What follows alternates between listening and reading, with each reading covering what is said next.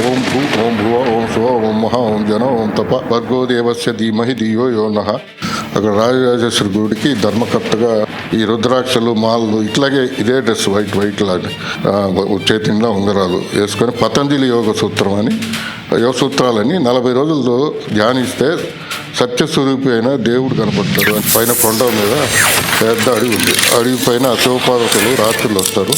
1 రోజులు తపస్సు చేసేవాడిని. వర్షం పడతానే ఉండేది. అది షిరిడీలో కూర్చునేవాడిని. తపస్సు చేస్తా కూర్చునేవాడిని. ఇట్లా ఆహారం లేకుండా బతుకుతున్నాడు, ఒకడు హిమాలయాల్లో బతుకుతున్నాడు. ఇట్లా యోగులు ఇక లాభం లేదు. నేను కూడా హిమాలయాలకు వెళ్ళిపోతే మా బైబిల్ని చించేయటం. ఒక మొగుడు కాదు, 9 మొగుళ్ళు ఉంటారు వీళ్ళకి. వీళ్ళ ఒక నీతి, నీ వెలుగుని నేను చూశాను. నువ్వే సత్యమైన దేవుడు కాబట్టి అదే నేను దేవుడితో మాట్లాడుతున్నా. దేవుడు అందరికి హృదయపూర్వకమైన వందనాలు. మరి ఒక అద్భుతమైన సాక్ష్యంతో మేము ముందుకు వస్తున్నాం. అనేకులకు షేర్ చేయండి, లైక్ చేయటం మాత్రం మర్చిపోవద్దు, సబ్స్క్రైబ్ చేయండి. దీనివల్ల అనేకులకి రీచ్ అవుతుంది. ఈ యొక్క సాక్ష్యాన్ని పూర్తిగా మీరు విని అందరికీ తెలియపరచండి. ఎంతో మంది యేసుక్రీస్తు ప్రభువు వారు తెలుసుకున్నటకు ఇది మంచి అవకాశం కనుక మీరందరూ సహకరించి పరిచర్యలో పాలిభాగస్తులు అవుతారని ప్రభు పేరట కోరుకుంటున్నాం. మీలో ఎవరైనా మంచి సాక్ష్యం కలిగి ఉన్నట్లయితే తప్పకుండా మమ్మల్ని సంప్రదించండి. మరి అందరికీ తెలియపరచుదాం. మీ సాక్ష్యాన్ని కూడా ఈ విధంగా మరి ఛానల్లో మరి అనేకులు చూసేటట్టుగా మరి ప్రసారం చేద్దాం. కాబట్టి మమ్మల్ని సంప్రదించండి. మా కొరకు, ఈ పరిచర్య కొరకు ప్రార్థించండి. దేవుడు మిమ్మల్ని మీ కుటుంబాలను దీవించి ఆశీర్వదించును గాక. అందరికీ వందనాలు. నా పేరు సురేష్ కుమార్ అండి. నేను 1964లో పుట్టాను. అది గూడూరు, నెల్లూరు జిల్లా. తర్వాత నేను చిన్నప్పటి నుంచి చదువుకుంది అంతా కూడా గూడూరు, నెల్లూరు, నాయుడుపేట, తర్వాత తిరుపతి. సో మాదంతా కూడా హిందూ బ్యాక్గ్రౌండ్. టోటల్గా కొంచెము స్పిరిచువల్ గ్రౌండ్స్లో ఉంటుంది మాది. మా ఇల్లే ఒక ఆశ్రమము. ఎందుకంటే మాది వేదాయపాలెము. ఆశ్రమం గురువుల ఇల్లే మా ఇల్లు ఉండేది. అక్కడ ఎప్పుడు కూడా యాగాలు, యోగా ఇవన్నీ మా అమ్మ నిర్వహించేది. అక్కడ రాజరాజేశ్వరి గుడికి ధర్మకర్తగా, అంటే ఆమె ఉదయాన్నే 4 గంటలకు వెళ్ళి పూజలు చేసి వచ్చేది. సో చిన్నప్పటి నుంచి ఇవన్నీ చూసేవాళ్ళం కాబట్టి నాకు కూడా భక్తి అనేది వచ్చింది. ఎందుకంటే ఆమె నేర్పించింది కదా. సో దేవుడు అనేవాడు ఉన్నాడు అనే నమ్మకం అయితే వచ్చింది. ఇంకా ఆమెతో పాటు నేను గుడికి వెళ్ళి పొద్దున్నే పోతే పొద్దున్నే పోవడం, సాయంత్రం పోతే సాయంత్రం పోవడం. ఇట్లా చూస్తున్నప్పుడు ఈ విగ్రహాలు ఇవన్నీ చూస్తూ ఉన్నప్పుడు ఇంతమంది ఏంటో ప్రతిదీ స్పష్టంగా నేర్చుకునేవాడిని, మంత్రం కూడా. సో ఈ గ్రహాల చుట్టూ జరగడం, ఈ గ్రహాలు వీటన్నిటిని నేర్చుకున్నాను. సో చూసుకొని నాకు ఇక పెద్దవాళ్ళు మా అమ్మని అడిగాను, ఏమ్మా నువ్వేమన్నా దేవుణ్ణి చూసావా అని. చూసారా అంటే మా అమ్మ అనేది, మనకి ఎక్కడికి రాయినా పెద్ద పెద్ద ఇప్పుడు స్వామీజీలు ఉన్నారు, యోగులు ఉన్నారు. వాళ్ళు తపస్సు చేస్తే ఎప్పుడుకో కానీ దేవుడు ఎన్నో జన్మల తర్వాత కానీ మనకు మోక్షం దొరకదు. మరి దేవుడు ఎట్లా కనపడ్డు. మనం కూడా తపస్సు చేస్తే ఆయన మొత్తం అన్ని సంసార బంధాలన్నీ విడిచిపెట్టేస్తే అప్పుడు తపస్సు చేసిన వాళ్ళకి కనపడ్డారు, పెద్ద పెద్ద ఋషులకి, మహర్షులకి. మనకు సంసారంలో ఉన్నాం కాబట్టి మనం ఇంతవరకేనాయనా అని చెప్పింది. అంటే ఆమె పెద్ద చదువుకోలేదు, 5వ తరగతి 6వ తరగతి. కాబట్టి నేను ఇంకా మా తాతని వాళ్ళని అందరిని అడుగుతూ ఉండేవాడిని, అసలు ఎవరు దేవుడిని ఎవరు చూశారు అని. చూశారంటే మాది ఉండేది కూడా ఆశ్రమం కదా. ఆశ్రమంలో ఉన్న స్వామీజీలను అందరిని అడిగేవాడిని. వాళ్ళు ఏందో రకరకాలుగా చెప్పారు కానీ డైరెక్ట్గా చెప్పడం కుదరలా. అటు పోవాలి, తపస్సు చేయాలి. తపస్సు చేయగానే ఒక స్టేజెస్ ఉంటాయి. ఆ స్టేజెస్లోకి వెళ్తే పోతా ఉంటే మళ్ళీ ఏదేదో యోగాలు వస్తాయి. అట్లా చెప్తా పోయేవాళ్ళు చిన్నప్పుడు. అంటే నేను 10th ఇంటర్మీడియట్ నుంచి నేను తెలుసుకుంటున్నాను. వాళ్ళ అనుభవాలు నాకేమీ అర్థం కాలేదు, నమ్మకం కలగల. ఎవ్వరు కూడా స్పష్టంగా చెప్పలేకపోయారు.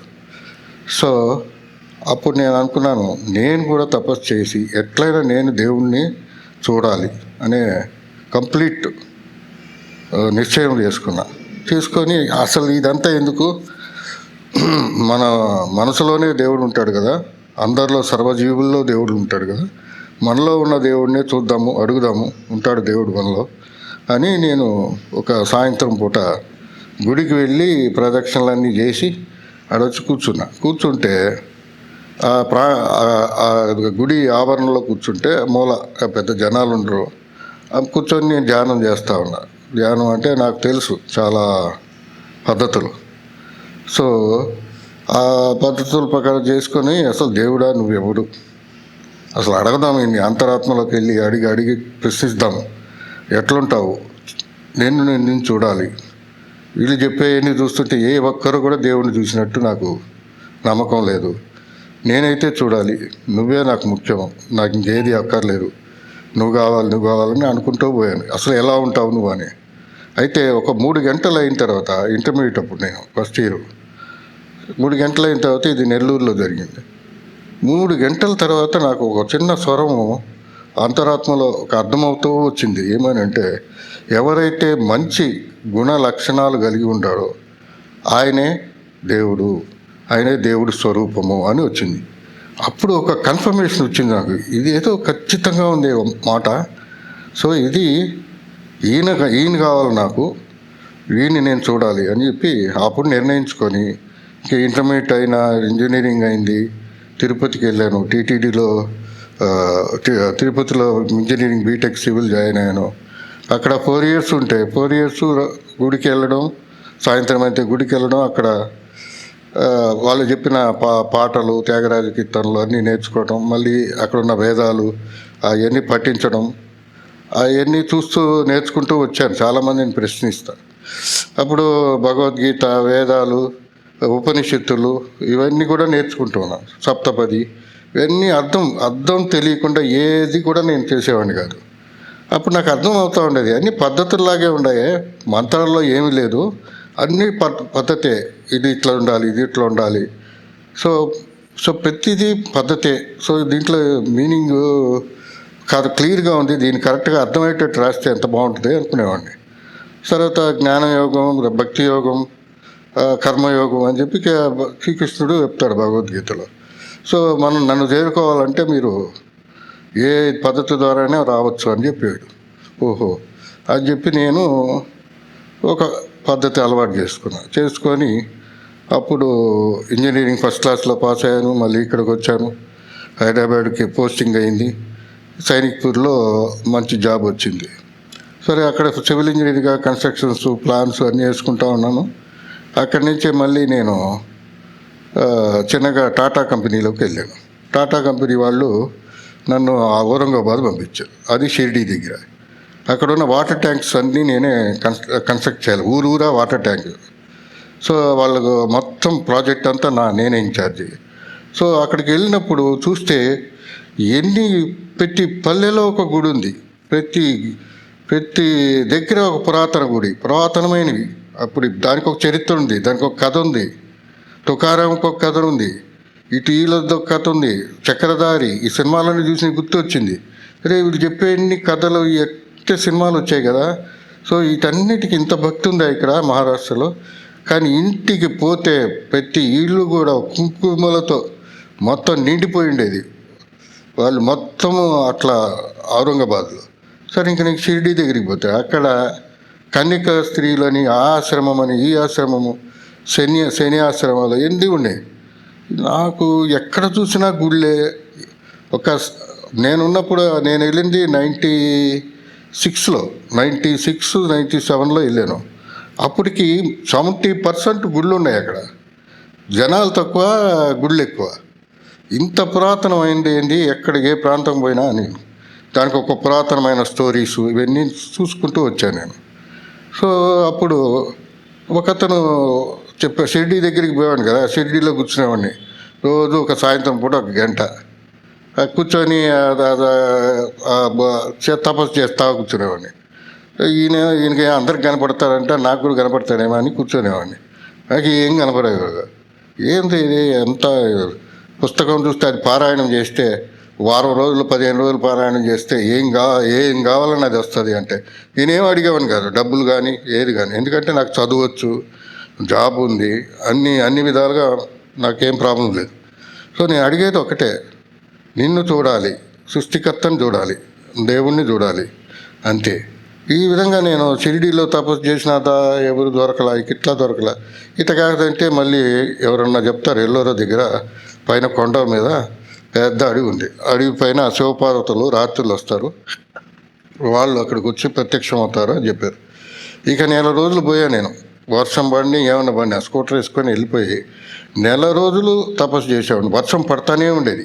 అది ఇక్కడ పోతే ఒక మండపం ఉండేది, పైన ఏమో మళ్ళీ ఇది లేదు, పైన ఏమో స్లాబ్ గీమేం లేదు, కానీ 4 స్తంభాలు ఉంటాయి, అక్కడంతా కుంకుమ పూసి ఉంటుంది.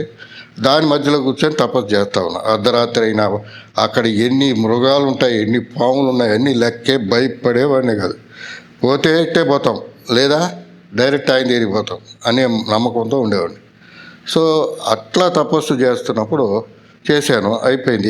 నెల రోజులు అయిపోయింది. ఇంకా లాభం లేదురని దేవుడు నాకు దర్శనం ఎట్లా అంటే, నాలో ఏదో తప్పు ఉంది, నాకే ఎందుకు కనపట్లేదు, నా దీక్ష కరెక్ట్గా ఉంది, వ్రతం కరెక్ట్గా ఉంది, అయినా కూడా ఒక మాట అబద్ధం చెప్పాను, ఒక తప్పులు చేయను, ఒక ఏది చేయను, ఏది వ్యామోహం లేదు, దేని మీద వ్యామోహం లేదు.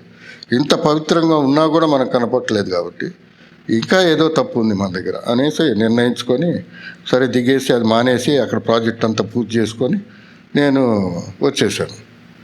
వచ్చేసినాక ఇంటికి వచ్చేసాను. ఈ భక్తి మరీ ఎక్కువైపోవడంతో మా మిస్సెస్ కూడా ఏం చేసింది, మా మధ్యలో కొంచెం గొడవలు వచ్చి ఆమె వెళ్ళిపోయింది. అప్పుడు 95లో మ్యారేజ్ అయింది, 96 కల్లా వెళ్ళిపోయింది ఆమె. 96 వెళ్ళిపోయింది. 97లో నేను ఇంకా పూర్తిగా దీక్షలోకి వెళ్ళిపోయినా. ఇట్లాగే తెల్ల జుబ్బా గిబ్బా కట్టుకొని దాని మీద మా రుద్రాక్షలు. తర్వాత వీళ్ళు దిగుతూ ఉంటారు మహానాథోళ్ళంతా, వాళ్ళతో పోయి ఆ సమాజంలో ఉండేది ఓ 10 రోజులు 20 రోజులు వాళ్ళు చేసినట్టు పూజలు, వాళ్ళు శివపార్వతులను చూసా ఉంటారు, మానస సరోవరం చూసా ఉంటారు, వాళ్ళు ఏదేదో చెప్తారు. సరే చూసి 10 రోజులు చూస్తే ఏం దొరికేది కాదు, ఎందుకు మరి మన దగ్గర డబ్బులు లాగేసేవాళ్ళు, ఇది అయిపోయేది కాదు లేదు, ఇది అయ్యేటట్లేదని ఇంకా ఎట్లా రూమ్కి వచ్చేది, కూర్చునేది. ఈ బుక్ యోగి అనే యోగానంద బుక్ ఉంది, ఆత్మకథ, యోగి ఆత్మకథ అని.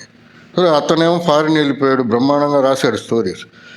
అబ్బో అవి చూస్తే ఒకడు గాలిలో తేలుతున్నాడు, ఒకడేమో ఎట్లా ఆహారం లేకుండా బతుకుతున్నాడు, ఒకడు హిమాలయాల్లో బతుకుతున్నాడు. ఇట్లా యోగులు, భారతదేశం మొత్తం ఉన్న యోగులు అందరినీ గురించి రాస్తున్నాడు. అది చదివి నాకు పిచ్చెక్కింది. ఇంక లాభం లేదురా బాబు, ఇక లాభం లేదు, నేను కూడా హిమాలయాలకు వెళ్ళిపోతే అక్కడ కానీ నాకు ఏదో సాక్షాత్కారం జరగదు అనే నమ్మకం, ఒక ఆలోచన వచ్చేసింది. స్థిరపడిపోయినా. ఎట్లాగా మా భార్య వెళ్ళిపోయింది, ఇంకా నేను కూడా వెళ్ళిపోతే హాయిగా దేవుడు ప్రత్యక్షం అవుతాడు, సాక్షాత్కారం చెంది కైవల్యం మోక్షం పొందొచ్చు అనుకున్నా. తర్వాత నేను ఇట్లాగా అనుకుంటుంటే మా క్రిస్టియన్ ఫ్రెండ్ ఒకతను దొరికాడు. అతను మంచి ఫ్రెండ్. ఏంటంటే మా మిస్సెస్ పోయింది కదా, బాధలో ఉన్నాడు ఇతను అని చెప్పి అతని ఇంటికి తీసుకెళ్ళేవాడు. అతని ఇంటికి తీసుకెళ్తే నాకు చిన్నప్పటి నుంచి ఒకటి ఉంది, నాకు క్రిస్టియన్స్ అంటే అస్సలు పడదు. క్రిస్టియన్స్ అంటే బైబిల్ అంటే, ఎందుకంటే నేను చదివింది క్రిస్టియన్ స్కూల్స్లో, ఇది ఫారిన్ కంట్రీ. తర్వాత వాళ్ళు ప్రేయర్లు అన్నీ చేయించేవాళ్ళు పొద్దున్న లేస్తే. అది ఖచ్చితంగా నేను అటెండ్ కాను. 8 గంటలకు కానీ 7వ క్లాస్ నుంచి 4వ క్లాస్ నుంచి నేను క్రిస్టియన్ స్కూల్స్లోనే ఉన్నా. సెయింట్ యాన్స్ నెల్లూరు స్కూలు, తర్వాత సిఎం హై స్కూలు. అట్లా వీళ్ళు మార్నింగ్ లేస్తే ఇవే ఉండేవి. ఇక ఆ పాటలను ఎగతాళి చేయటం, వాళ్ళు ఇచ్చిన మా బైబిల్ని చించేయటం, ఇవన్నీ పిచ్చి పనులన్నీ చేస్తూ ఉండేవాడిని. ఇది అసలు మతమే కాదు, ఇదంతా విచ్చలబెడతాను. బట్టలు వేసుకోరు వీళ్ళు, కల్చరే లేదు.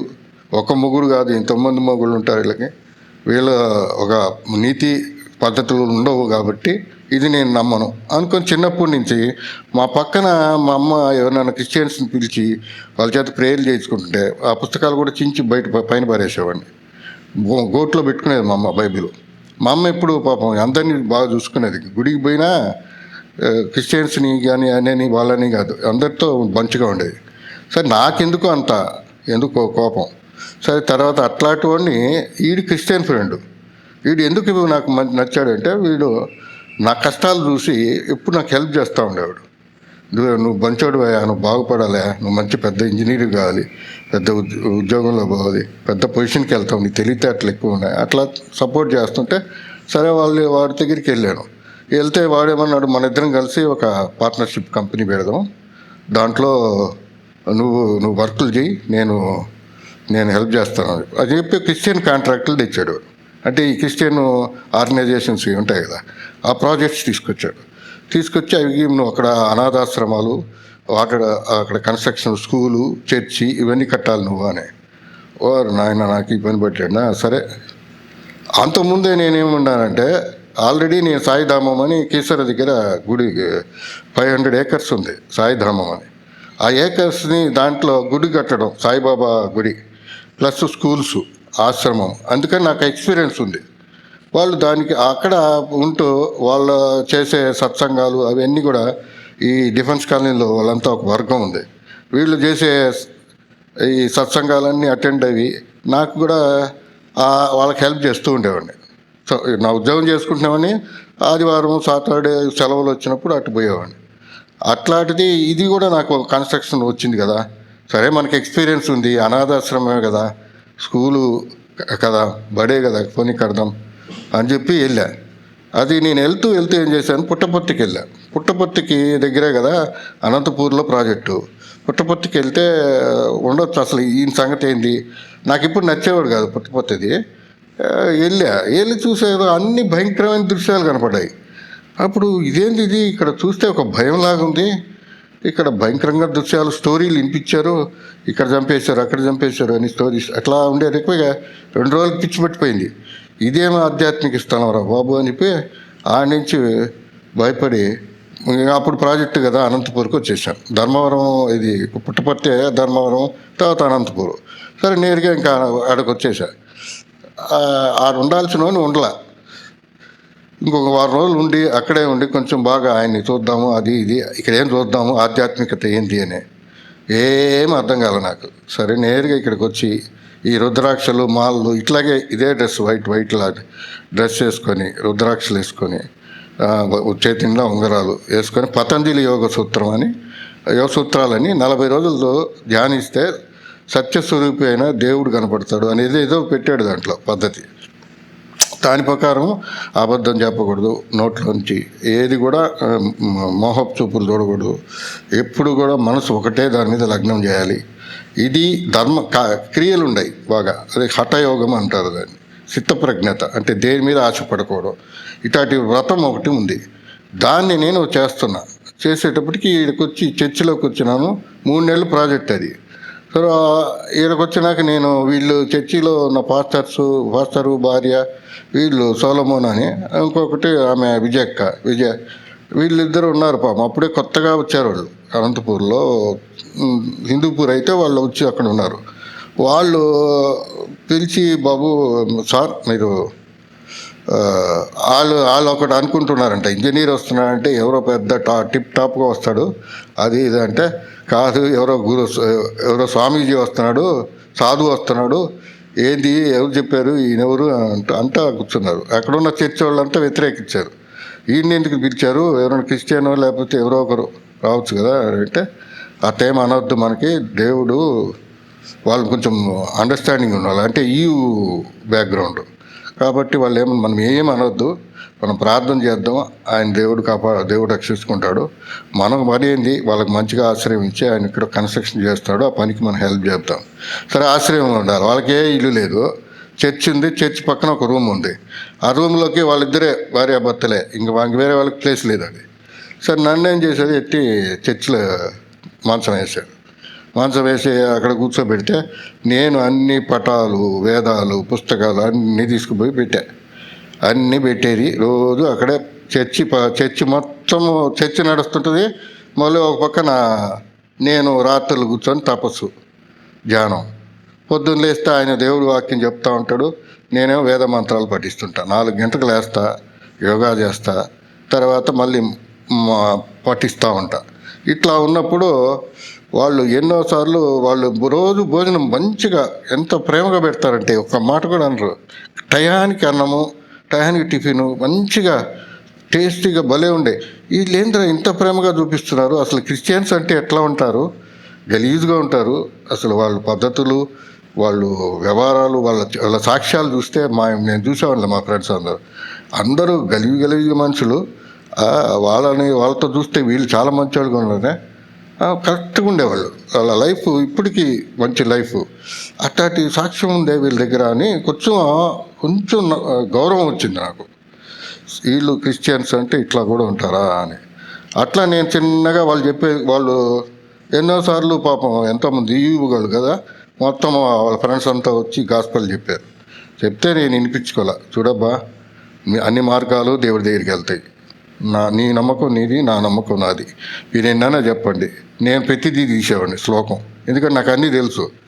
సో గాయత్రి మంత్రం ఇట్లాంటివన్నీ తీసుకొచ్చి చెప్తా ఉండేవాడిని. ఇవన్నీ మా దగ్గర కూడా ఉన్నాయి కదా. ఇప్పుడు నువ్వు చేసే పూజ ప్రేయరు నేను కూడా చేస్తున్నా గాయత్రి మంత్రం. ఆ గాయత్రి మంత్రంలో ఏముంది? ఓం భువ ఓం శువ ఓం మహ ఓం జన ఓం తప వర్గో దేవస్య ధీమహి ధియో యో నః ప్రచోదయాత్. అంటే ఏమి లేదు అక్కడ. సూర్యుడిని, భూమిని, ఆకాశాన్ని సృష్టించిన ఓ సృష్టికర్త, ఇదిగో నీకు సాష్టాంగ నమస్కారం అనేది చెప్పడమే గాయత్రి. దీనికి ఒక మంత్రం పెట్టారు, అది నాకు అప్పుడు తెలీదు. సో మేము చేస్తున్నాము, నువ్వు ప్రయత్నం చేస్తున్నావు, వాక్యాలు వింటున్నా నేను పొద్దున్న తెల్లారుజామున. నువ్వు చెప్పే వాక్యాలు ఇక్కడున్న మా దాంట్లో భగవద్గీతలో కానీ వేదాల్లో కానీ ప్రతి దగ్గర ఉన్నాయబ్బా, దానికి ఏం తేడాలు లేవు. తర్వాత అని నేను ఒక ఆలోచనకు వచ్చి, నా మార్గం నాదే, నా నమ్మకం వాళ్ళు వాదించి వదిలేశారు. 3 నెలలు కష్టపడ్డారు వాళ్ళు. ఇక 3 నెలలు అయిపోయిన తర్వాత ప్రాజెక్ట్ అయిపోయి నేను ఇంక వెళ్ళిపోదాము, కన్స్ట్రక్షన్, వాటర్ ట్యాంక్ కన్స్ట్రక్షన్ చేసి అక్కడ కొంచెం వర్క్ కూడా చేసి ఇంక బయలుదేరదాము, పోయి హైదరాబాద్ పోయి బిల్లు తీసుకొచ్చుకుందాము. అప్పుడు ఒక మీటింగ్ నడిచింది అక్కడ, చర్చ్ మీటింగ్. సాయంత్రం పూట వాళ్ళు అంటే 3 రోజుల వరకు మీటింగ్స్ నడుస్తూనే ఉన్నాయి. నేను వర్క్ చేసుకుంటూ వచ్చాను, కన్స్ట్రక్షన్ నడుస్తూ ఉంది కదా. సాయంత్రం అయింది, ఇంకే ఆకలేస్తుంది, తిన్నామని కూర్చుంటే వీళ్ళు చర్చి నడుస్తుంది కదా పాపం, ఏంటి ఎప్పుడు వచ్చి పెడతారు ఆమె, సరే లేట్ అవుద్దిలే అని గమ్ముకొని కూర్చొని బయట ఆవరణలో కూర్చున్నా, కుర్చీ వేసుకొని. అప్పుడు మీటింగ్ నడుస్తూ ఉంటే ఒక అతను వచ్చి, సార్ మీ చైర్ ఇస్తే నేను మీరు రండి లోపలికి వచ్చి కూర్చోండి, మంచి మాటలు వినండి అన్నాడు. నేను అవన్నీ విననబ్బా, నాకు నమ్మకం లేదు అని చెప్పాను. అయితే చైర్ ఇండి అంటే, చైర్ ఎత్తుకోపోతాడు ఈయన అని చెప్పి, సరే నేను కూడా వస్తా పదా అని చెప్పి బయటికి కాళ్ళు పెట్టి బయట వాతావరణం చూస్తూ గడప 2 కాళ్ళు చైర్ వేసి, ఇటుపక్క 2 కాళ్ళు చైర్ వేసి కూర్చొని చూస్తూ ఉంటే ఈ ప్రసంగికుడు చెప్తున్నాడు, ఏదో వాక్యం చెప్తూ ఉన్నాడు, ఏదో బైబిల్ తీసి, మనకు తెలియదు అవన్నీ.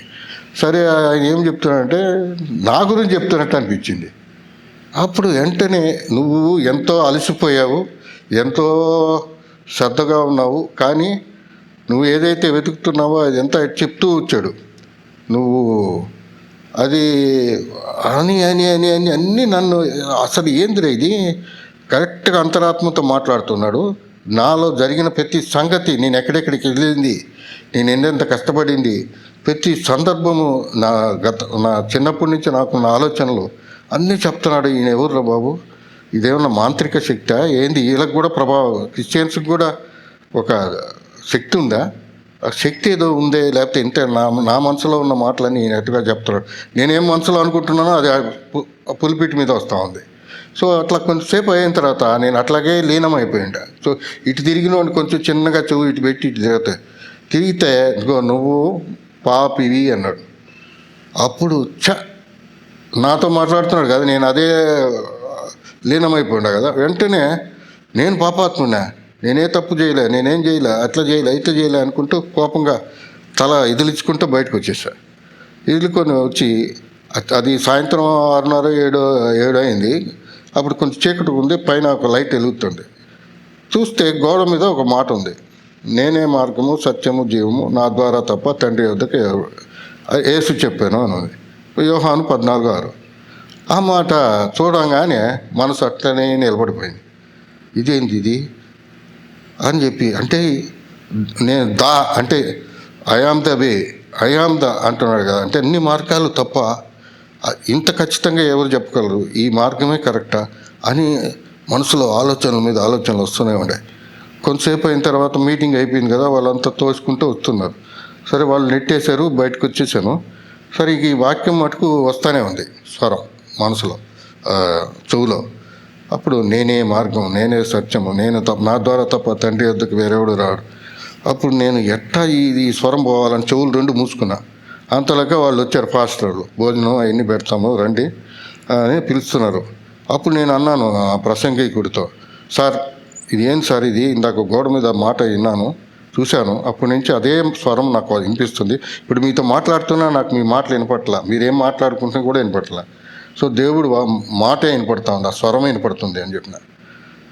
అంటే ఆయన ఉండే, నువ్వు డెఫినెట్గా నువ్వు దేవుని కొరకు నిలబడతావు, దేవుని కొరకు భారతదేశంలో బైబిల్ సువార్త చెప్తావు నువ్వు అని అంటున్నాడు. చా ఇదంతా అసలు పద్ధతిలో అసహ్యం నాకు.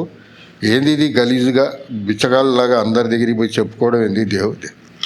దేవుడు అంటే మనసులో ఉండాలి, కానీ మన పూజ, మన గది, మన ప్రశాంతత, అంతే కానీ ఎంత ప్రచారాలు చేసుకోవడం ఏంది అని అయినా నేను అనుకున్నా, మనసులో అనుకున్నా, గట్టిగా అనలేకపోయా. సరే నేరుగా వచ్చాను, వస్తున్నాను, వాళ్ళు అన్నం పెడుతున్నారు, కూర్చొని వాళ్ళు తింటున్నారు, నేను తినలేకపోతున్నా. ఈ మాటలు పిచ్చెక్కిపోయిండే కదా, ఎట్టరా ఈ స్వరం ఎట్ట వెళ్తుంది అని చెప్పి ఎటు చూసినా అదే మాట వస్తుంది. వెనక్కి దిగినా ముందు దిగినా ఎవరితో మాట్లాడినా ఇంకేం చేయలేక చెవులు రెండు మూసుకొని ఏదైనా పుస్తకం చదువుదాం అని చెప్పి ఒక పుస్తకం తీసా. అదేమో బైబిల్. అది ఓపెన్ చేయగానే సామెతలు 23:26, దాంట్లో నా కుమారుడా నీ హృదయం నాకు ఇమ్మోను. అప్పుడు దాకా ఈ మాట వస్తున్నది, టక్మని ఆగింది, ఇది మొదలైంది. అప్పుడు అనుకునే, ఇదేంటిది, ఈ మాట ఇప్పుడు దాకా ఆగలేదు, ఇప్పుడు ఆగింది ఏంది, ఈ మాట ఎందుకు తగులుకుంది, నా కుమారుడా నా హృదయం. ఇక లాభం లేదు, మనసంతా ఒప్పించేస్తున్నారు ఎవరో. ఇది కరెక్ట్గా శక్తి, ఇది దేవుడే, ఇది నిజంగా శక్తే, లేకపోతే నాకు ఏం చేయాలని చెప్పి అప్పుడు ఇక నేను ఓకే, నువ్వు కుమారుడు అంటున్నావు కదా, నువ్వే నిజమైన దేవుడు అయితే ఇప్పుడు నాకు కనపడు, అప్పుడు నేను సంపూర్ణంగా నీకు సరెండర్ అయిపోతా. నాకు కావాల్సింది నిజమైన దేవుడు కావాలి, సృష్టికర్త కావాలి అని చెప్పి నేను కళ్ళు మూసుకొని గట్టిగా అనుకున్నాను మనసులో. అనుకోగానే ఒక పెద్ద లైటు పై నుంచి పెద్ద వెలుగు వచ్చింది. ఆ వెలుగు లోపల తగిలంగానే షాక్ కొట్టినట్టు అయినా, ఎంత కరెంట్ షాక్ కొట్టినట్టు ఒక 2 ఇంచులు పైకి లేచి మళ్ళీ కూర్చున్నా. పద్మాసనం వేసుకొని కూర్చోన్నా కదా, అట్లా ఎగిరి ఇట్లా పడి పక్కకు పడిపోయా. అట్లా మనసు స్పృహ లేనట్టు కొంతసేపు ఆ ధ్యానంలో నుంచి బయటికి రాలేకపోతున్నా. ఆ వెలుగును చూశాను కదా, ఇంకా అసలు రాలేకపోతున్నా. అప్పుడు వాళ్ళు లేపి ఏదో పిలిచి అంబులెన్స్ కూడా పిలవాలనుకున్నారు. వాళ్ళు అనుకున్నారంట, ఇదంతా దేవుడు ఇతనికి రుద్రాక్షలు ఎన్ని వేసుకున్నాడు, ఈయన ఏదో పద్ధతుల్లో వెళ్తూ ఉంటాడు, ఏదో అయింటుందిలే, కాసేపు అయితే ఆయనే బాగా లేస్తాడులే, కొంతసేపు ఉండండి, ఇదే పని 3 నెలల నుంచి మేము చూస్తున్నాం ఆయన కథ అని అన్నారు. సరే అయిన తర్వాత కొంతసేపటికి లేచి నేను దేవుని చూశాను. అప్పుడు వాళ్ళందరూ ఈయన దేవుడు చూసారు సరే అనేసి అన్నం తినేసి, నేను అప్పుడే అనంతపూర్ నుంచి హైదరాబాద్కి టికెట్ బుక్ చేసుకొని బయలుదేరుతుంటే ఒక అతను వచ్చి బైబిల్ ఇచ్చాడు చేతికి. ఇదిగా సార్ మీరు బైబిల్ తీసుకోండి, అది పాత నిబంధన కొత్త నిబంధన 2 ఉన్నాయి. సరే తీసుకున్నాను. ఆ బైబిల్ తీసుకొని పోతుంటే బస్సులో నేను ఇంకా డైరెక్ట్ మాట్లాడడం, సరే దేవుడా నువ్వు సంపూర్ణంగా నాకు కనపడ్డావు, నీ వెలుగుని నేను చూశాను, నువ్వే సత్యమైన దేవుడు కాబట్టి అయితే నాకు ఉన్న సందేహాలన్నీ నువ్వు తీర్చు అని చెప్పి, ఆధ్యాత్మిక సందేహాలు అంటే అసలు మా భారతదేశంలో ఇన్ని దేవుళ్ళు ఎందుకున్నారు, వీటికి అడుగుతూ పోయినా ఆయన్నే అడిగిన దానికల్లా సమాధానం వచ్చేదండి, పెద్ద సమాధానం, అన్నిటికీ ఆన్సర్ ఇచ్చాడు దేవుడు. సో నేను మాట్లాడడం, ఆయన ఆన్సర్ ఇవ్వడం, ఈ ఎక్స్పీరియన్స్ డిఫరెంట్గా ఉంది నాకు. దేవుడు నాతో ఉన్నాడు, ఒళ్ళంతా వెంట్రుకలు నిక్కపరుచుకుపోయినాయి, కరెంట్ షాక్ కొట్టినట్టు అయిపోయింది, కానీ దేవుడు నాతో మాట్లాడుతున్నాడు. అసలు డైరెక్ట్ నేను నా మనసులోంచి ప్రశ్న రావడం, దేవుడు ఆన్సర్ ఇవ్వడం, దేవుడు ప్రశ్న రావడం. ఈ ట్రావెలింగ్ అంతా నేను మొత్తం ఇదే ప్రశ్నలు వేసుకుంటూ వెళ్ళిపోయినా. మొత్తం నాకు మనశ్శాంతి వచ్చింది. ఓహో ఇదంతా అబద్ధమే, ఇప్పుడు అర్థమైపోయింది ఏది సత్యము అనేది. అప్పుడు నిజంగా ఇంటికి వెళ్ళిపోయి అక్కడ ఈ బైబిల్ తీసుకుపోయి నేను పూజ గది ఉంటుంది కదా, ఆ గదిలో పెట్టేసిన. అప్పటికి నేను ఇంకా వాటికి అర్థం కాల. తర్వాత నేను పూజ గది వైపు చూస్తే బ్రైట్గా ఉంది నాకు ఈ బైబిల్. ఏంది ఇంత బైబిల్ కొనుక్కున్నా తెల్లారుజాము 3, 2, 1 గంటప్పుడు కనపడుతుంది. అన్నం దీన్ని మంచిగా తిని కొనుక్కుంటే ఇది మళ్ళీ సరే మనకెందుకు దేవుణ్ణి అడుగుదాము ఏంది అని అంటే, సరే నేను దేవుడితో మాట్లాడుతున్నా. దేవుడు అప్పుడు చెప్పడం మొదలెట్టాడు, ఇదిగో నేనే దేవుడు, నేను తప్ప వేరొక దేవుడు లేడు, నేనే ఆల్ఫా, నేనే ఒమేగా అని మాటలు చెప్తున్నాడు ఆయన. పక్కనే సురేష్ అని పిలుస్తాడు. తెల్లారుజాము అయితే సురేష్ 4 గంటలకు లేచేసేవాడిని. అట్లా చూసి ఇక లాభం లేదని చెప్పి ఆ బైబిల్ తీసుకొచ్చుకొని ఓపెన్ చేస్తే ఇప్పుడు దాకా దేవుడు నాతో మాట్లాడి ఈ బైబిల్లో కనపడాయి. ఇమ్మీడియట్గా నేను అరే ఇప్పుడు దాకా నాతో మాట్లాడిన దేవుడు కదా మాట్లాడింది, మరి ఈ బైబిల్లో ఉన్న మాటలు ఏంటి కరెక్ట్ అట్లే ఉన్నాయి అంటే అప్పుడు అనుకున్నా ఈ దేవుని మాటలే ఇవి అని అర్థమైపోయి అప్పుడు ఆ పుస్తకాన్ని చదవడం మొదలెట్టాం. అప్పుడు మొత్తం హోలీ స్పిరిట్ ఎట్లా కావాలంటే అంత మొత్తం కొత్త నిబంధన 3 రోజులు అన్నం నీళ్ళులే మొత్తం చదివేసినప్పుడు అప్పుడు దేవుడు నాకు చెప్పాడు, బాబు నువ్వు నా పాపాలన్నీ కళ్ళ ముందు కనబడ్డాయి. చిన్నప్పటి నుంచి ఏమేమి జరిగిన ఘోరాలన్నీ చూపించాడు. ఇప్పుడు నీ దాకా నేను పవిత్రుడిని పంచేవాడిని ఇవన్నీ చూపించావు కదా, మరి ఇన్ని పాపాలు మనం చేస్తే నువ్వు ఎట్ట కనపడ్డావు ప్రభా? కాబట్టి నేను పాపాత్మ నేను ఏడవడం మొదలెట్టా. కింద పడి ఏడ్చి కళ్ళ నీళ్ళు ధారాళంగా ఏడుస్తూనే ఉన్నా రాత్రి అంతా. ఏడుస్తుంటే అప్పుడు మళ్ళీ బైబిల్ తీస్తే అప్పుడు యేసు రక్తము ప్రతి పాపమును కడిగి పవిత్రుడు, అతిక్రమములు దాచిపెట్టేవాడు వర్ధిల్లుడు, యేసు రక్తం ప్రతి పాపమును కడిగి పవిత్రపరచును అని చెప్పింది. అప్పుడు ఇమీడియట్గా యేసయ్య నీ రక్తంతో నా పాపాలు నేను ఇప్పుడు దాకా చేసిన పాపాలన్నీ కడిగే ప్రభా నన్ను క్షమించు అని చెప్పి నేను ప్రార్థన చేస్తే గొప్ప శాంతి వచ్చింది. అప్పటి నుంచి ఇక నేను దేవుణ్ణి అడగడం, ప్రేయర్ చేసుకోవడం, వెళ్ళడం, ఇట్లా నేను ఒక 1 నెల రోజులు వితౌట్ చర్చ్ ఏ క్రిస్టియన్కి చెప్పలా, నేను ఎవ్వరికి చెప్పలా. దేవుని బైబిల్ అర్థం చేసుకోవడానికి వారం రోజుల్లో నేను మొత్తం పాత నిబంధనలు లాస్ట్ వరకు చదువుకుంటూ కూర్చున్నాను. అట్లా నేను అదంతా అయిపోయిన తర్వాత అప్పుడు దేవుడు ఏం చెప్తే ఎక్కడికి పోవాలి ఏంటి అనేది చెప్తా ఉండేవాడు. ఇటు పో అటు పో అట్లా బాగా ప్రాక్టీస్ అయింది. అట్లా అయిన తర్వాత నేను లేచి మళ్ళీ అనంతపూర్ వచ్చేసాను. మళ్ళీ వాళ్ళు అక్కడ చెప్పాను, నేను రుద్రాక్షలు మర్చిపోయా.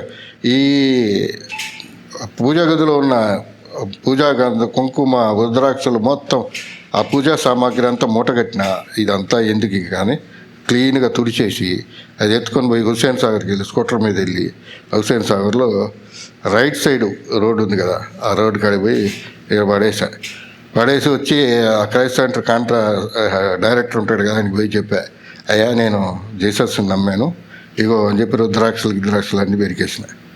అప్పుడు అర్థమైంది వాళ్ళకి, సరే ఇగో నిన్ను ఇక్కడ డైరెక్టర్ని చేస్తాము, నువ్వు ఇక్కడే ఉండు అది ఇది అన్నారు. అదేం లేదు, నేను ప్రేయర్ చేస్తాను, దేవుడు ఏం చెప్తే అది చేస్తా, ఇక్కడ ఉండమంటే ఇక్కడ ఉంటా, లేదంటే నాకు నా పని ఉంటే ఇంకో పని ఉంటే చేస్తా, అంతేగాని దేవుడు చెప్పండి నేనేం ఎన్నో అని చెప్పాను. అప్పుడు వాళ్ళు అనంతపూర్ పోయాను. అనంతపూర్ పోయి మనం సువార్త చెప్పడం మొదలెట్టా. వాళ్ళకి చెప్పా నేను రక్షింపడ్డాను, దేవుడిని నమ్మాను అని అంటే వాళ్ళు ఆశ్చర్యపోయారు. ఇంత భయంకరమైన వ్యక్తి ఎట్ట మారిపోయాడు, పోయేటప్పుడు ఇట్లా లేడే ఇప్పుడు ఎట్లా ఉన్నాడు. ఆ తర్వాత నేను అనంతపూర్ మొత్తం ఎక్కడ దొరికితే అక్కడ సువార్త చెప్పా. నేను సువార్త ఎవరెవరికి చెప్పానో వాళ్ళు రక్షింపడేవాళ్ళు కాదు, కానీ పక్కన ఈయనేవాడు రక్షింపడేవాడు, వాళ్ళు సేవకులయ్యారు. సో అప్పుడు దేవుడు మనల్ని వాడుకుంటున్నాడు అనేది నాకు అర్థమయ్యి బస్ స్టాండ్లో ఆడ పడితే ఆడ ఎత్తుకొని పోవడమే. పొద్దున్న లేస్తే 4 గంటలకు లేస్తాను, ప్రేయర్ చేసుకున్నా, క్వైట్ టైం చేసుకున్నాను. ఎవరు దేవుడు ఎక్కడ నడిపిస్తే వాళ్ళకి ఇక యేసుప్రభువే నిజమైన దేవుడు, ఆయన మన పాపాలు మన కోసం చనిపోయాడు, మన పాపాలన్నీ ఆయన ద్వారా తుడిచిపెట్టబడతాయి అని చెప్పి సువార్త చెప్పడం మొదలెట్టు. మనం ఆయన నమ్ముకుంటే రక్షింపబడతాము, ఆ తర్వాత నిత్య నరకం నుంచి తప్పించబడతాము అని చెప్తూ గాస్పల్ చెప్తూ మొదలెట్టా. అట్లా చెప్తూ ఉంటే ప్రతి బస్ స్టాండ్లో ఎక్కడ దొరికితే అక్కడ చెప్తూ పోతే ఎంతమందో మారిపోతా వచ్చేసారు చర్చికి. వచ్చి నాతో పాటు చాలా నాకు తెలియకుండానే వచ్చేవాళ్ళు. వాళ్ళు వచ్చి అప్పుడు పాస్టర్ పైకి లెటర్ రాశాడు, అయ్యా ఇక్కడ ఉన్న ఈయన వదలకుండా సువార్త చెప్తున్నాడు, ఈయన దెబ్బకి మొత్తం చర్చి నిండిపోతుంది, సువార్తకి రక్షింపబడుతున్నారు అందరూ అని. అప్పుడు నేను అక్కడే ఉంటూ ఉంటే వాళ్ళు ఇక్కడే ఉండొచ్చు కదా ఈయన డైరెక్టర్గా, ఈయనే మొత్తం అని చైర్మన్ వాళ్ళంతా ఉంటారు అనుకుంటా. వస్తే నేను చెప్పాను, నాకు దేవుడు ఎట్లా నడిపిస్తే అట్లా చేస్తానని చెప్పి. ఆ తర్వాత నాకు ప్రేయర్ చేస్తుంటే ఒక దగ్గర ప్రసంగం నడుస్తూ ఉంది. ఏది మళ్ళీ హైదరాబాద్ వచ్చినాక ఆడ పోయి కూర్చుంటే అక్కడ మాట్లాడుతున్నాడు దేవుడు నాతో. ఇదిగో చూడు, హెచ్కేఆర్తో మాట్లాడతాడు, ఇదిగో నువ్వు ముందు నీ ఇంటిని నువ్వు చక్కదిద్దుకో. ఎందుకంటే వాళ్ళ ఇంట్లో కుమారుడు దుర్మార్గుడు పుట్టాడు, వాడి ద్వారా దేవుని పనికి ఆటంకం నష్టం కలుగుతుంది. కాబట్టి నువ్వు ముందు సరి చేసుకో. అందుకని ఆయనకు రోగం ఉంది, 15 రోగం ఉండే పోవడానికి ఆయన ప్రార్థిస్తుంటే ఈ విధంగా చెప్పాడు. చేస్తే ఇదిగో ఇంటిని నువ్వు చక్కదిద్దుకునే మాట నాతో మాట్లాడింది. అప్పుడు నాకు ఏంటిరా ఇది ఇంత ఘోరంగా మాట్లాడుతున్నా అంటే, నా కుటుంబం లేకపోయినా దేవుడు ఒప్పుకోడు అనమాట. కాబట్టి నా కుటుంబాన్ని నేను చక్కదిద్దుకోవాలి అని. ఇంకోటి కూడా తిమోతికి రాసిన పత్రికలో ఉంది, ఎవడైనాను స్వకీయులను తన ఇంటి వారిని సంరక్షించకపోయాడంటే వాడు విశ్వాస త్యాగం చేసినవాడు. అంటే నా భార్యని నేను విడిచిపెట్టడం తప్పు అనేది ఇమ్మీడియట్గా రియలైజ్ అయ్యి, అప్పటికే 1.5 సంవత్సరం అయిపోయింది. వాళ్ళు ఎన్ని మధ్యవర్తిత్తులు గొడవలు ఎంతో, ఇంకా ఆల్మోస్ట్ అందరు కన్ఫర్మ్ అయిపోయారు. అట్లాంటి పోలీస్ కేసులు అన్నీ పెట్టారు, గందరగోళం అవుతుంది. అయినా కూడా ఇంకా దేవుడి దగ్గర క్షమాపణ కూడా, చూడు దేవుడా, నువ్వు చెప్పావు, ఇగో నేను ఒప్పుకుంటాను, నేను చేసిన తప్పే, ఇప్పుడు నేను దాన్ని సరి చేసుకుంటా, వెళ్ళి మా బావని తెచ్చుకుంటా, నువ్వు నన్నేం చేయమంటావు చెప్పు, నువ్వు వెళ్ళు, నువ్వు తీసుకురా అన్నాను. మరి వాళ్ళంతా గొడవ చేస్తారు, ఏం చేస్తారు, ఎట్లా నా పరిస్థితి అని అంటే, నువ్వేం భయపడవద్దు, నేను నీకు తోడుగా ఉంటాను, నేనే నీకు దారి చూపిస్తాను, నువ్వెవ్వరిని అడగద్దు, వెళ్ళు అన్నాడు. నేను నేరుగా వెళ్ళి లకడీ కప్పుల్లో అక్కడ బస్సులు ఉంటాయి కదా, అక్కడ బస్సు రెడీగా ఉంది. బస్సుకు డబ్బులు లేవు, నేరుగా మళ్ళీ పలానా ఆయన దగ్గరికి అక్కడికి అన్ని డబ్బులు ఇస్తాడని నేరుగా వెళ్తే ఆయన తలుపు దిగానే డబ్బులు తీసి పట్టుకొని. సరే ఆయన డబ్బులు తీసుకొని వచ్చేసా. అక్కడ తీసుకొని వచ్చి ఇక్కడికి వస్తే స్కూటర్ ఉంది, ఈ స్కూటర్ ఏం చేయమంటారు, ఇక్కడే పెట్టేయను. నేను తర్వాత 3 నెలల తర్వాత వస్తే ఆ స్కూటర్ అన్నీ ఉంది. సరే నేను ఆ బస్సు ఎక్కేసి వెళ్ళిపోయాను. నెల్లూరులో ఉన్నారు, మా అల్లూరులో ఉండేవాళ్ళు, ఎక్కడ పోయారో తెలీదు, ఏ ఊర్లో ఎక్కడ చేరారో తెలీదు. అప్పుడు దేవుడు ఎవరినైనా అడుగుతాను గాడ్ జీసస్ అని అంటే, లేలే నువ్వు ఎవరిని అడగవద్దు, నేనే నీకు నీ మీద దృష్టి నిలిపి నీకు ఆలోచన కలగజేస్తాను, నేను నీకు ఉపదేశం చేస్తాను మా మాట వస్తూ ఉంది. సరే చెప్పాను. వెళ్తూ ఉన్నా, ఆటో వాడు అడిగాడు, ఎక్కడ దాకా పోవాలి సార్ అని. నువ్వు పోనీ బాబు చెప్తాను, నేను అక్కడ ఆపమంటే అక్కడ ఆపాను. పోతూ ఉంటే అప్పుడు ఇటు పో అంటే ఆటో వెళ్ళిపోయింది, పొదలకూరు రోడ్డు వైపు వెళ్తుంటే అప్పుడు ఇక్కడ ఆపు అని దేవుడు చెప్పినాడు, స్వరం వినిపించి. ఇమ్మీడియట్గా దిగాను. మళ్ళీ అక్కడ గలీలు కదా, మట్టి రోడ్డు, చెరువు, ఎట్ట పోవాలో కూడా తెలియదు. పోతా ఉంటే రైట్ పో, కుడికి పో, ఎడమ పో అంటా ఉంటే పోతా ఆత్మ నడిపిస్తూ ఉంది. సరే నేరుగా వెళ్ళి ఒక దగ్గర ఆగు అని చూస్తే మా ఆవిడ చీరలు కొన్ని గుర్తున్నాయి నాకు. ఆ చీరలు ఆరేస్తున్నాయి. అది ఖచ్చితంగా ఇది మా ఆవిడ ఇల్లే అని చెప్పి అప్పుడు దేవుడిని నమ్మకం వచ్చింది, ఇది ఖచ్చితంగా దేవుడు నాకు హెల్ప్ చేస్తాడు. నేనేమి ఎవ్వరితో ఏమైంది అని కూడా అడగకుండా నేరుగా లోపలికి వెళ్ళిపోయి ఇగో మా ఆవిడతో ఒకటే మాట అన్నా, ఇగో దేవుడు నాతో మాట్లాడినాడు, నేను తీసుకెళ్ళమని చెప్పాడు, నువ్వు వస్తే నేను తీసుకెళ్తా అని చెప్పి బయటకు వచ్చి కూర్చుంటే వెనక నుంచి సూట్ కేసు తీసుకొని వచ్చేసింది. వాళ్ళ అమ్మ నాన్న తేరుకునే లోపల మేమిద్దరం ఆటోలో ఎక్కి వెళ్ళిపోయాం. వాళ్ళకి అసలు ఏం జరుగుతుందో కూడా తెలియదు, మాట్లాడుకోవడం కూడా జరగల. సరే నేరుగా ఆమె వచ్చింది, తీసుకొని అనంతపురం. మళ్ళీ నాకే దారి లేదు, ఇల్లు లేదు, అప్పటికి ఏం చిన్న రూమ్ ఉంటే ఆ రూమ్లో ఏం పెడతాము, హైదరాబాదులో ఉంది. సరే ఇట్లా లాభం లేదు, నైట్గా ఈ సేవకులు ఈ చర్చికే వెళ్ళిపోదాం, అనంతపురం వాళ్ళే చూసుకుంటారు, తర్వాత చూద్దామని. భయంగానే ఉంది ఒక పక్క, కానీ దేవుడు ఉన్నాడు లేని ధైర్యం. ఆమె డైరెక్ట్గా వచ్చింది, ఎక్కడ మౌనంగా ఉంది, ఎటువంటి ఇబ్బంది పెట్టలే, క్వశ్చన్లు అడగల. సరే అట్లా ఇద్దరం వచ్చాము. అక్కడికి వచ్చినాక అప్పుడు నేను చెప్పాను, ఇట్లా దేవుడు నాతో మాట్లాడినాడు, అది ఇది ఏదో చెప్పాను. ఆమె నమ్మిందో నమ్మలేదో. సరే అక్కడ అనంతపూర్లో ఆ పాస్టర్ ఇంట్లోనే ఉన్నాం మేము. వాళ్ళు ఈ విజయమ్మ, సోలమోను వీళ్ళందరూ మంచిగా చూసుకున్నారు. అట్లా అన్ని టెంపరీ, దేవుడులో ఒదిగి ఉంటే ఈ శ్రమలన్నింటిలోంచి మనం బయటపడతాం. కాబట్టి ప్రియులారా, మీరు ఒక్కసారి సత్యాన్ని తెలుసుకోండి. ఇది సృష్టి జరిగింది, సృష్టి కార్యం జరిగింది. ఆదాము అవ్వ సృష్టించబడ్డారు. ఈ బైబిల్ సత్యము.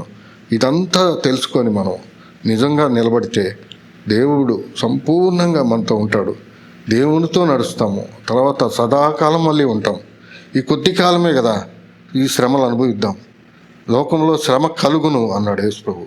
ఎందుకంటే శ్రమ కలుగుతుంది. అంత మాత్రాన యేసు ప్రభువులో ఉన్న వాళ్ళందరికీ కష్టాలే వాళ్ళు అనేది. మనం కష్టాల్లో ఉన్నాం కానీ జయిస్తాం. ప్రతి దానికి మన మీద మనం ఇరికింపబడినను తప్పింపబడతాం. అదే ఉపాయం లేని వారం కాదు. కాబట్టి ఏ విధంగా క్రీస్తు ప్రేమ మనల్ని విడిచిపెట్టిపోదు. ఆయన ప్రేమ మనల్ని తల్లి అయినా మరచును కానీ నేను నిన్ను మరవనన్నాను. ఏ భయంకరమైన పాపంలో ఉండు, ఎంత ఘోరమైన మర్డర్లు చేసిండు, ఘోరమైన వ్యభిచారి అయిండు, ఘోరమైన ఏ స్థితిలో ఉన్నా ఉండు, నువ్వు ఒక్కసారి యేసయ్యా నేను పాపం చేశాను, నా పాపాల నిమిత్తం నువ్వు కలువరి సిలువలో మరణించావు కానీ ఒక్క గట్టిగా ప్రార్థన చేస్తే, నమ్మితే నీ యేసు రక్తం నిన్ను కడిగి శుద్ధి చేసి ఆయన బిడ్డగా చేసుకుంటుంది. రాజుగా, యాజకులుగా, తండ్రి దేవుళ్ళుగా చేస్తుంది. అందుకని మనం ఒక్కసారి మనస్ఫూర్తిగా దేవుణ్ణి అడుగుదాం. ఒక్కసారి ప్రార్థన చేద్దాం. ప్రియమైన తండ్రి, కృపగల దేవా, నాయన ఈ బిడ్డలు ఎవరైతే విన్నారో వారికి మంచి తండ్రి ఆత్మీయ నడిపింపు దయచేయి ప్రభా. ఆత్మ సత్యం తెలుసుకొని వాళ్ళు సర్వలోకము, సర్వసృష్టికి నీ సువార్త ప్రకటించుటకు వాళ్ళని సాధనంగా వాడుకోండి ప్రభా. మాకు ఈ లోకంలో ఏ పని లేదు ప్రభా. నీ చిత్తము చేయటే మాకు పని ప్రభా. నివాస యోగ్యమైంది ఏది కాదు మనుషులకు తండ్రి. మీరే నాన్న ఈ లోకంలో ఉన్నంతకాలము తండ్రి ఎటువంటి నివాసం లేకుండా ఉన్నారు ప్రభా. మేము కూడా తండ్రి మాకు ఇక్కడ ఉన్నటువంటి ఈ లోకంలో ధనం కూర్చుకునవద్దు అని చెప్పారు. ధనవంతులు దేవుని రాజ్యంలో ప్రవేశించుట అసాధ్యం అన్నారు ప్రభా. ధనమును తండ్రి ఉండాలి కానీ అది నీ రాజ్యం కొరకు, నీ పని కొరకు సిద్ధపడాలి ప్రభా.